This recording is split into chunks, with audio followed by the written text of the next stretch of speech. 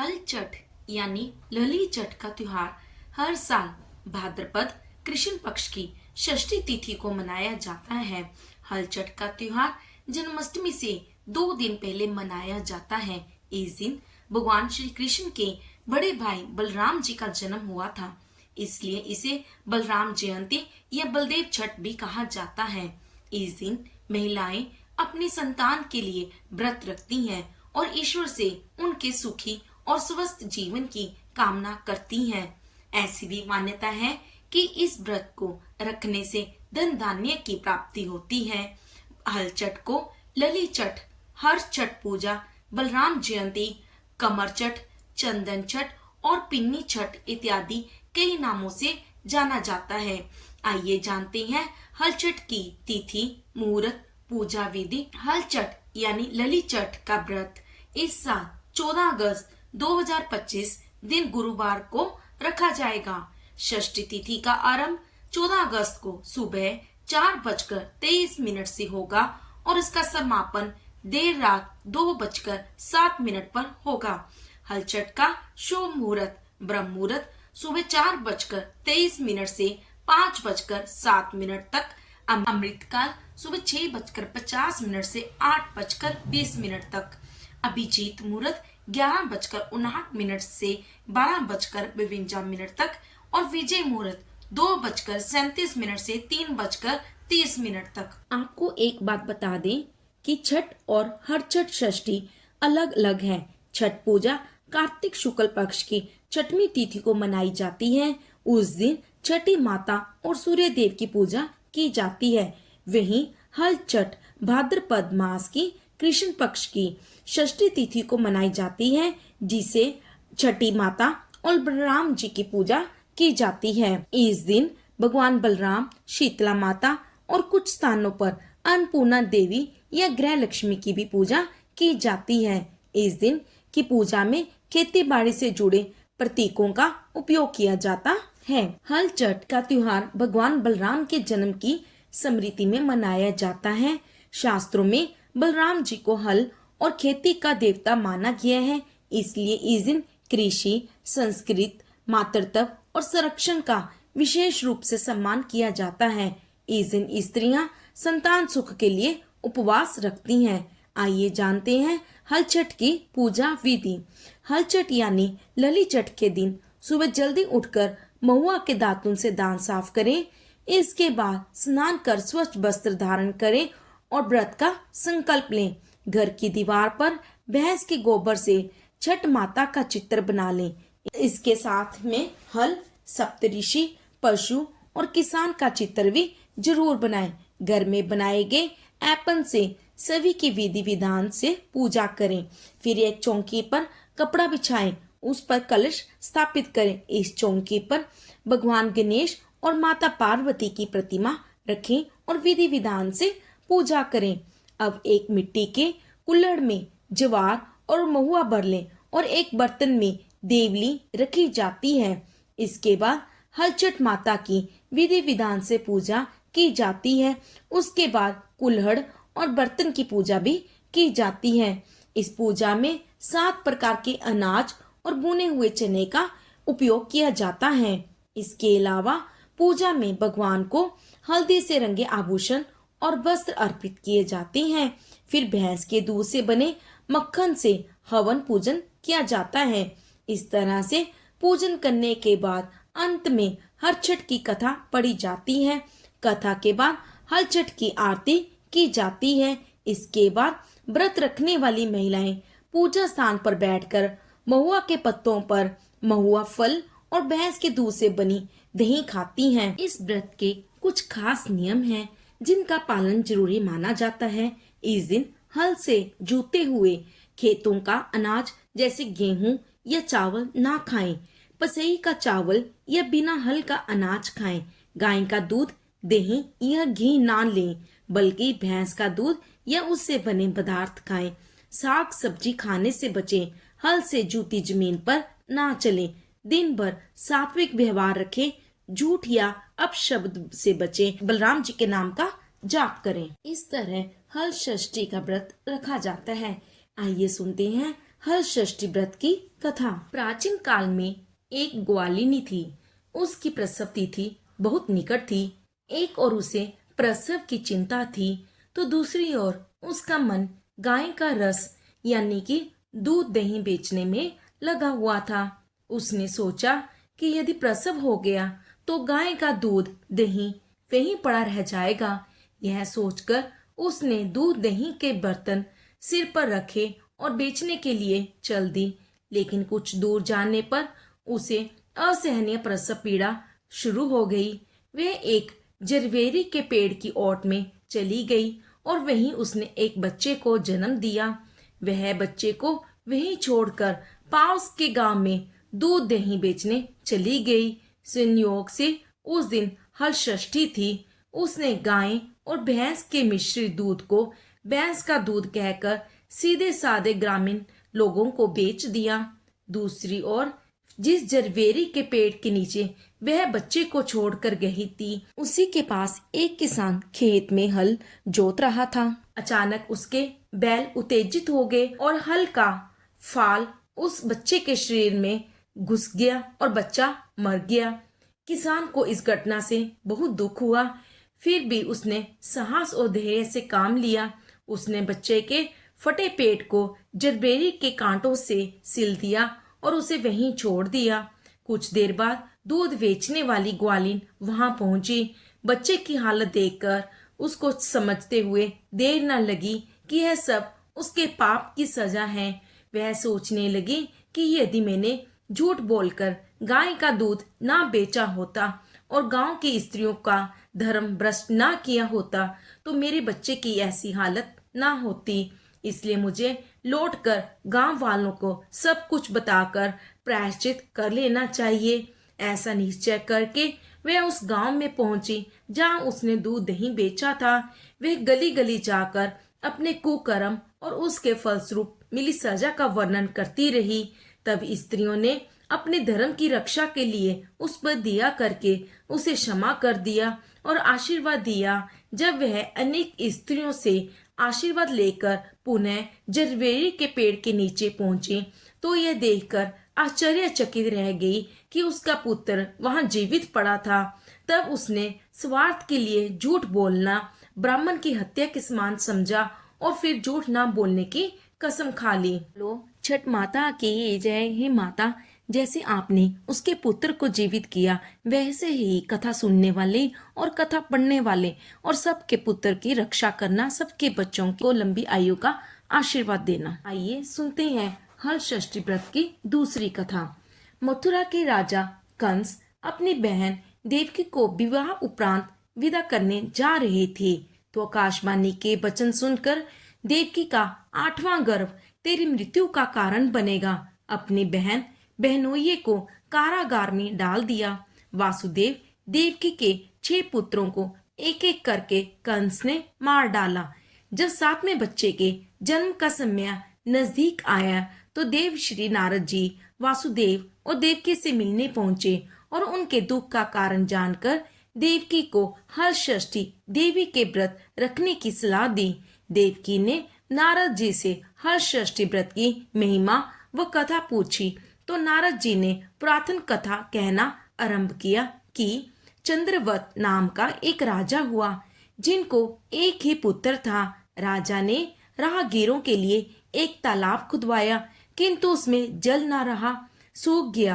राहगीर उस रास्ते से गुजरते और सूखे तालाब को देखकर राजा को गाली देते थे।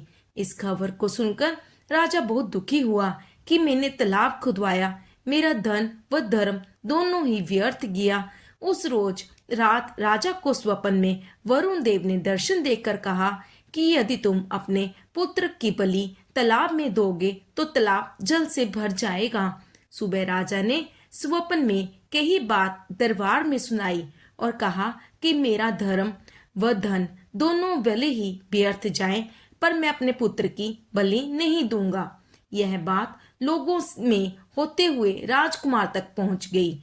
उस राजकुमार सोचने लगा कि यदि मेरी बलि से तालाब में पानी आ जाए तो लोगों का भला होगा। यह सोचकर राजकुमार अपनी बलि देने तालाब में बैठ गया। अब वह तालाब पानी से लबालब भर गया। जल के जीव जंतुओं ने तालाब परिपूर्ण हो गया। एक लौते पुत्र की बलि हो जाने से राजा दुखी होकर वन को चला गया। वहां 5 स्त्रियां व्रत कर रही थी, जिसे देखकर राजा ने पूछा, आप लोग कौन सा व्रत और क्यों कर रही हो? पूछने पर स्त्रियों ने हरषष्ठी व्रत की संपूर्ण विधि बतलाई। उसे सुनकर राजा नगर को वापस गया और अपनी रानी के साथ उस व्रत को किया। व्रत के प्रभाव से राजपुत्र तालाब से जीवित बाहर निकल आया। राजा परिवार सहित हरषष्ठी माता के जयकार कर सुखपूर्वक निवास कर रहने लगा। बोलो हरषष्ठी माता की जय। अब नारद जी ने देवकी से हरषष्ठी व्रत की अन्य कथा कहना शुरू किया कि उज्जैन नगरी में 2 सौतन रहती थी। एक का नाम रेवती तो दूसरी का नाम मानवती था। रेवती की कोई संतान नहीं थी, जबकि मानवती के 2 पुत्र थे। रेवती अपनी सोत के बच्चों को देखकर हमेशा सोतिया जलन से जलती रहती और उनके पुत्रों को मारने का यत्न करती रहती। एक दिन उन्होंने मानवती को बुलाकर कहा कि बहन, आज तुम्हारे मायके से कुछ राहगीर मुझसे मिले थे। उन्होंने बताया कि तुम्हारे पिताजी बहुत बीमार हैं और वह तुम्हें देखना चाहते हैं। पिता की बीमारी को सुनकर मानवती दुखी हुई। रेवती कहने लगी कि बहन, तुम शीघ्र अपने पिता से मिलने चली जाओ। तुम्हारे आने तक मैं तुम्हारे बच्चों का ध्यान रखूंगी। सोत की बात को सच मान और अपने पुत्रों को रेवती के हाथों सुरक्षित देखकर मानवती पिता से मिलने मायके चली गई। अब रेवती बच्चों को मारने का अच्छा मौका जानकर उन दोनों बच्चों को मारने के लिए जंगल में फेंक आई। इधर मानवती जब मायके पहुंची तो पिता को स्वस्थ देखकर पिता से अपनी सोत की कही बातों को कह कुशल क्षेम पूछती है। अब मानवती के पिता ने अनहोनी के संदेश से पुत्री को जानने को कहते हैं, किंतु मानवती की माता ने कहा कि पुत्री, आज हरषष्ठी माता का व्रत का दिन है, अतः तुम भी पुत्रों की दीर्घ आयु की कामना से यह व्रत कर आज की जगह कल चली जाना। माता की सलाह मान मानवती पुत्रों की स्वस्थ कामना से हरषष्ठी माता का व्रत धारण कर दूसरे दिन अपने घर जाने को निकली। रास्ते में वहीं जंगल पड़ा। वहां अपने बच्चों को खेलते देख उसने पूछा कि तुम लोग यहाँ कैसे पहुंचे? तब पुत्रों ने बताया कि आपके चले जाने पर हमारी दूसरी माता रेवती ने मारकर यहाँ फेंक दिया था कि तभी एक दूसरी स्त्री हमें फिर से जिंदा कर गई। अब मानवती को समझते देर ना लगी कि यह सब माता हरषष्ठी की कृपा से संभव है और माता की जयकार करती हुई घर को गई। नगर में मानवती के पुत्रों को पुनः जीवित देख और माता हरषष्ठी की महिमा जान सभी स्त्रियां हरषष्ठी व्रत करने लगी। बोलो हरषष्ठी माता की जय। नारद जी ने देवकी से हरषष्ठी व्रत की कथा कहना आरंभ किया कि दक्षिण भारत में एक सुंदर नगर है। वहाँ एक बनिया अपनी भार्या के साथ रहता था। दोनों पति पत्नी स्वभाव से बहुत अच्छे व संस्कारी थे। बनिया की पत्नी गर्भवती होती संतान को जन्म देती थी, किंतु भाग्यवश उसके संतान कुछ समय उपरांत मर जाती थी। इस प्रकार एक एक करके बनिया की पत्नी के 6 संतान मृत्यु को प्राप्त हो गई। इस कारण दोनों पति पत्नी बहुत दुखी होकर मरने की उद्देश्य लेकर घर से वन की ओर चल दिए। वहां वन में एक साधु से उनकी भेंट हुई तो उन्होंने साधु से अपनी व्यथा कह सुनाई। साधु ने ध्यान लगाकर देखा कि बनिए के संतान कहाँ है। साधु ध्यान में यम, कुबेर, वरुण, इंद्र आदि लोकों में ढूंढा, किंतु जब वहां बनिए के बच्चे नहीं दिखे तो साधु ब्रह्मलोक को गए। वहां साधु ने बनिए के सारे संतान को देखकर उन्हें अपने माता पिता के पास लौटने का आग्रह किया। बच्चों ने वापस लौटने से मना कर दिया कि मुनिवर, इससे पूर्व हम कई बार जन्म ले चुके हैं। हम किस किस माता पिता को याद रख उनके पास जाएं। हम जन्म मृत्यु और गर्भ के चक्कर से अब मुक्त हैं, अतः अब नहीं जाना चाहते। तब साधु ने बनिए को दीर्घजीवी संतान प्राप्ति का उनसे उपाय पूछा। उन आत्माओं ने कहा कि यदि बनिया और उसकी पत्नी माता हर षष्ठी का व्रत रख, पूजन कथा श्रवण कर, अपने पुत्र को व्रतोपरांत जल से भीगा कपड़ा लगाएं तो उनका यह बालक दीर्घजीवी होगा। उन आत्माओं से इस प्रकार सुन साधु ध्यान से वापिस आकर बनिए से हर षष्ठी व्रत कथा नियम आदि को बताया। साधु ने इस विधि विधान को सुन दोनों पति पत्नी घर को गए। समयोपरांत जब हर षष्ठी व्रत का दिन आया तो उन्होंने व्रत रखा और संतान प्राप्ति का वर मांगा। माता हर षष्ठी की कृपा से अब बनिया की पत्नी गर्भवती हुई और एक सुंदर संतान को जन्म देती है। अगले व्रत पर उन्होंने साधु के बताए अनुसार अपने पुत्र को पोता मारती हैं। माता की कृपा से अब उनके संतान ने दीर्घ आयु को प्राप्त किया। बनिया का परिवार प्रसन्नता पूर्वक जीवन यापन करने लगा। बोलो हल षष्ठी माता की जय। आइए सुनते हैं हल षष्ठी व्रत की अन्य कथा। एक बार राजा युधिष्ठिर ने भगवान श्री कृष्ण से अत्यंत शोक संतप्त भाव से कहा, हे देवकी नंदन, सुभद्रा अपने पुत्र अभिमन्यु के मरने उपरांत शोक संतप्त है।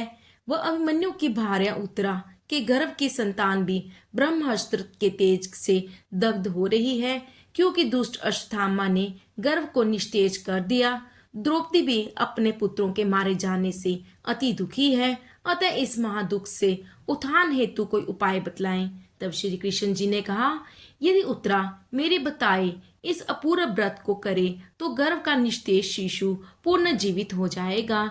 यह व्रत जो भाद्रपद की कृष्ण पक्ष की षष्ठी पर भगवान शिव, माता पार्वती, गणेश जी और स्वामी कार्तिकेय जी की विधि विधान द्वारा पूजन, पुत्र पौत्र की अल्पायु व शोक व महादुख से मुक्ति प्रदाता है। इस व्रत के संदर्भ में श्री कृष्ण ने राजा युधिष्ठिर को कथा बताते हैं कि पूर्व काल में सुभद्र नाम का एक राजा था, जिनके रानी का नाम सुवर्णा था। राजा रानी को एक हस्ती नामक पुत्र था। एक बार राजपुत्र हस्ती दाई माता के साथ गंगा जी स्नान करने गया। बाल स्वभाववश हस्ती जल में खेलने लगा। तभी एक ग्राह ने उसे खींचते हुए जल के अंदर ले गया। इसकी सूचना दाई माँ ने जाकर रानी सुवर्णा से कह सुनाई। इस पर रानी ने क्रोधवश दाई के पुत्र को दतकते हुए आग में डाल दिया। पुत्र शोक से व्याकुल दाई माँ निर्जन वन को चली गई और वन में एक सुनसान मंदिर के पास रहने लगी। वन में सूखा तृण, धान्य, महुआ आदि जो मिलता खाती और मंदिर में विराजती शिव, पार्वती जी और गणेश जी की पूजन कर दिन व्यतीत करने लगी। इधर नगर में एक अद्भुत घटना घटित हुई कि दाई माँ का पुत्र आग की भट्टी से जीवित निकल आया और खेलने लगा। यह खबर पूरे नगर में फैलते हुए राजा रानी के पास पहुंची तो उन्होंने इस घटना के विषय में पुरोहित से पूछा। तभी सौभाग्य से वहां दुर्वासा ऋषि पहुंचे। राजा रानी ने ऋषि का पूजन कर दाई पुत्र के जीवित होने का कारण पूछा तो दुर्वासा जी ने कहा कि राजन, आपके डर से दाई जंगल में एकांत होकर व्रत कर रही है। यह उसी व्रत का प्रभाव है। अब राजा रानी सब नगरवासियों के साथ दुर्वासा जी की अगुवाई में उस जंगल में दाई माँ के पास जाकर उस व्रत के विषय में अधिक जानकारी पूछी। तब दाई माँ ने कहा कि राजन, मैं पुत्र शोक से दुखित होकर यहाँ रहने लगी। यहाँ व्रत ग्रहण कर भगवान शिव, माता पार्वती, गणेश जी व स्वामी कार्तिकेय जी का पूजन कर सूखा तृण, धान्य, महुआ आदि खाकर रहने लगी। तब रात को मेरे स्वप्न में मुझे शिव परिवार के दर्शन हुए और तुम्हारा पुत्र जीवित हो जाएगा, ऐसा वरदान दिया। अब रानी ने व्रत की विधि को पूछा तो दुर्वासा जी ने हर षष्ठी व्रत की संपूर्ण विधि विधान बतलाया। राजा रानी ने हर षष्ठी व्रत की महिमा जानकर व्रत को किया। व्रत के प्रभाव से राजपुत्र हस्ती ग्राह के चुंगल से छूटकर खेलते हुए नगर आया। अपने पुत्र को पाकर राजा रानी सुखी हुए और दाई भी पुत्र के साथ प्रसन्न होकर निवास करने लगी। वही बालक हस्ती आगे चलकर परम प्रतापी और अपने नाम से हस्तिनापुर को बसाया। इस प्रकार भगवान श्री कृष्ण ने युधिष्ठिर से हर्ष षष्ठी व्रत की महिमा का ज्ञान देते हुए कहा कि हर्ष षष्ठी व्रत कथा पहले नारद जी से सुन। मेरी माता देवकी ने इस व्रत को सबसे पहले किया, जिसके प्रभाव से उनके आने वाली संतान की रक्षा हुई। अब भगवान श्री कृष्ण से सुन। युधिष्ठिर ने इस व्रत को उत्तरा द्वारा करवाया। व्रत के प्रभाव से उत्तरा का अश्वत्थामा द्वारा नष्ट हुआ गर्भ पुनः जीवित हो गया तथा प्रसव पश्चात बालक का जन्म हुआ, जो कलांतर में राजा परीक्षित नाम से प्रसिद्ध हुआ। बोलो हल षष्ठी माता की जय। आइए सुनते हैं हल षष्ठी व्रत की छठी कथा। एक बार काशीपुर में देवरानी व जेठानी रहती थी। देवरानी का नाम तारा व जेठानी विद्यावती थी। दोनों ही नाम अनुरूप तारा उग्र स्वभाव वाली तथा विद्यावती अति दयालु थी। एक दिन दोनों ही ने खीर पकाई और ठंडे करने के लिए आंगन में रख दी और बातें करने अंदर बैठ गए। तभी दो कुत्ते खीर देख खाने लगे। अब आवाज सुन दोनों देवरानी व जेठानी बाहर आई तो दोनों अपनी खीर को कुत्तों को खाता देखा। विद्यावती अपनी खीर को जूठन जान बचा शेष को भी कुत्ते के पास पुनः डाल आई और तारा ने दूसरे कुत्ते को एक कमरे में बंद कर खूब मारने लगी। जैसे तैसे वह कुत्ता अपनी जान बचाकर बाहर भागता है। दूसरे दिन दोनों कुत्ता एक जगह मिलते हैं और एक दूसरे का हाल पूछते हैं। इस पर विद्यावती के खीर खाने वाला कुत्ता कहता है कि वह स्त्री बहुत दयालु थी, उसने मुझे बाकी बची खीर भी खाने को दे दी। ईश्वर करे जब मेरा दूसरा जन्म हो तो मैं उसी की संतान बनूं और उनकी खूब सेवा करूं। अब दूसरा कुत्ता कहता है कि मैं उसी औरत की संतान बनूं जिससे कि मैंने उससे बदला ले सकूं। उस दिन हर षष्ठी व्रत था। तारा की मार से बेदम वह कुत्ता मर गया। हर षष्ठी व्रत के द्वारा तारा ने एक पुत्र को जन्म दिया। जन्म के बाद वह बालक अगली हर षष्ठी व्रत के दिन मर गया। इस प्रकार तारा ने एक एक कर 5 पुत्रों को जन्म दिया। उनका पुत्र 1 साल बाद हर षष्ठी व्रत के दिन मर जाता था, जिससे तारा दुखित होकर हर षष्ठी माता से प्रार्थना करने लगी। उसी रात सपने में तारा ने ही वही कुत्ता देखा उसकी मार से मारा था। कुत्ते ने सपने में तारा से कहा कि मैं तुमसे बदला लेने के उद्देश्य से तुम्हारा पुत्र बनकर आता हूँ और पुनः मर जाता हूँ। जब तारा ने अपने अपराधों के लिए क्षमा मांगी तो उस कुत्ते ने कहा कि तुम हर षष्ठी व्रत करो, जिससे तुम्हें दीर्घजीवी पुत्र की प्राप्ति होगी। सपने में कही विधि अनुसार तारा ने अगली बार हर षष्ठी व्रत को किया और माता से आशीर्वाद मांगा। हर षष्ठी माता की कृपा से तारा ने दीर्घजीवी संतान को जन्म दिया और प्रसन्नता पूर्वक जीवन यापन करने लगी। इधर विद्यावती ने भी हर षष्ठी व्रत कर माता की कृपा से एक सुंदर सुशील पुत्र को जन्म दिया और सुख पूर्वक निवास करने लगी। बोलो हल षष्ठी माता की जय। हल षष्ठी व्रत कथा नंबर 7। अचानकपुर में एक राजा अपने परिवार सहित रहता था। वह प्रजा से दुख सुख का बहुत ध्यान रखता था। उसके राज्य में सभी सुखी थे। राजा अपने राज्य के हर गांव में तालाब कुआं बनवाता था, लेकिन सभी तालाब कुआं सदैव सूखे ही बने रहते थे। इस वजह से राजा हमेशा चिंतित रहता था कि ऐसा कोई तो उपाय होगा कि जिससे कई करने से पानी की समस्या का निदान हो जाएगा। एक दिन राजा अपने दरबार में पानी के विषय में मंत्री व सलाहकारों से चर्चा कर रहा था कि अचानक एक आकाशवाणी होती है, हे राजा, तुम अपने इकलौते पुत्र की बलि दोगे तभी तुम्हारी इस समस्या का हल होगा, वरना तुम ऐसे ही पानी के लिए चिंतित रहोगे। उस आकाशवाणी को सुनकर दरबार में बैठे सभी लोगों को आश्चर्य होता है और सभी लोग दुखी हो जाते हैं। सभी सोचते हैं कि यदि राजकुमार की बलि दे दी जाएगी तो राजा का वंश खत्म हो जाएगा। रात में राजा विचार करता है कि यदि मैं अपने बेटे के बेटे जो अभी 2 माह का था कि बलि दे देता हूँ, इससे आकाशवाणी की बात भी पूरी हो जाएगी और मेरा वंश भी बच जाएगा, क्योंकि मेरे बेटे के जीवित रहने से भविष्य में और भी पोतों का जन्म हो सकता है। फिर तो राजा मन में यह निश्चय करके सो जाता है। अगले दिन हल षष्ठी का व्रत होता है। राजा के बेटे की बहू हल षष्ठी का व्रत रखती है। इधर राजा सोचता है कि मैं बहू से उसके पुत्र को बलि के लिए कैसे मांगू। कोई माँ अपने पुत्र को बलि के लिए कैसे दे सकती है, वो भी आज के दिन जबकि माताएं अपने पुत्र के सुख सौभाग्य की कामना के लिए व्रत कर रही हैं। राजा मन में विचार करता है कि क्यों ना मैं बहू को किसी बहाने से उसके मायके भेज दूं और पोते को छोड़ जाने का कह दूं। जब बहू चली जाएगी तब मेरा काम बन जाएगा, बाद में बहू को कोई बहाना बना दूंगा। यह विचार राजा को उचित लगता है और वह बहू के पास जाकर कहता है, बहू, अभी तुम्हारे मायके से खबर आई है कि तुम्हारी माँ बहुत बीमार है, तुमको देखना चाहती है। तुम अपनी माँ को देखने चली जाओ, पोते को मेरे पास छोड़ जाओ।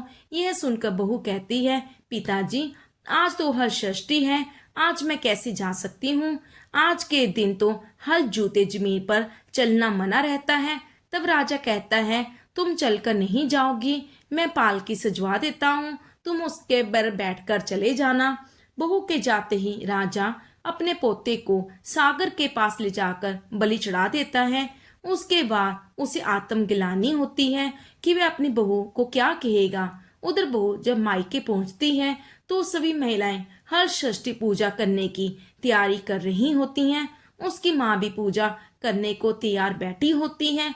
अपनी माँ को स्वस्थ देखकर बहू को बहुत खुशी होती है, लेकिन आश्चर्य होता है कि ससुर जी ने ऐसा क्यों कहा। उसके बाद सभी मिलकर हर षष्ठी देवी की पूजा करते हैं। बहू भी पूजा करके व्रत का पारण कर कहारों के साथ वापिस आती है। रास्ते में वह कहारों को कहती है, हमारे ससुर जी ने जो सागर बनवाए हैं उसी तरफ से लेकर चलना, मैं सागर में हाथ मुंह धोकर ही घर आऊंगी। कहारों को असमझ होता है, लेकिन बहू की जिद के कारण उधर ले जाते हैं, लेकिन उन्हें सागर में पानी भरा हुआ देखकर आश्चर्य होता है। वास्तव में आकाशवाणी के अनुसार राजा के बलि देने से ही चमत्कार हुआ था। बहू सागर में उतरकर प्रणाम करती है और हाथ मुंह धोकर आंचल फैलाती है। आंचल में उसका बच्चा खेलते हुए आ जाता है। बहू को बहुत आश्चर्य होता है कि बच्चा यहाँ कैसे आ गया। फिर दोनों घर पहुँचते हैं। यह सब हर षष्ठी माँ की कृपा से हुआ था। राजा अपनी बहू से माफी मांगता है, लेकिन साथ में बच्चे को देखकर बहुत खुश होता है। राजा बहू को आशीर्वाद देते हुए कहता है कि ये तुम्हारे ही पुण्य प्रताप का नतीजा है। राजा कहता है कि जिस तरह बहू के आत्मविश्वास और श्रद्धा के कारण हमारे घर में खुशी आई है, वैसे हमारे राज्य में सभी परिजनों के घर में खुशी रहे। राजा ने अपने राज्य में घोषणा करवाई कि अगले साल से हमारे राज्य में सामूहिक रूप से हर षष्ठी की पूजा होगी।